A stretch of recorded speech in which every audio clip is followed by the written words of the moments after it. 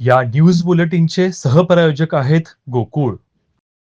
मुंबई गोवा राष्ट्रीय महामार्गावरील हातखंबा परिसरात मंगळवारी सकाळी मोटार व दुचाकी यांच्यात झालेल्या भीषण अपघातात दुचाकीवरील दाम्पत्य गंभीर जखमी झालं आहे. अपघातात महिलेला डोक्याला गंभीर दुखापत झाल्याने तिला तात्काळ जिल्हा शासकीय रुग्णालयात दाखल करण्यात आले असून पुढील उपचारासाठी खासगी रुग्णालयात हलवण्यात आले. प्रतीक संदीप जोशी राहणार अंजनारी तालुका लांजा आणि त्यांची पत्नी स्नेहल प्रतीक जोशी अशी जखमींची नावे आहेत. हा अपघात मंगळवारी सकाळी सुमारे 7 वाजण्याच्या सुमारास हातखंबा रस्त्यावर घडला.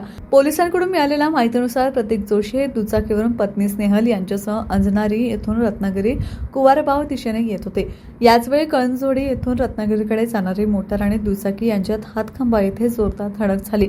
धडकेचा वेग इतका प्रचंड होता की दुचाकीस्वार दोघेही रस्त्यावर फेकले गेले. या अपघातात स्नेहल जोशी यांच्या डोक्याला गंभीर दुखापत झाली असून त्यांची प्रकृती चिंताजनक असल्याचं सांगण्यात येते.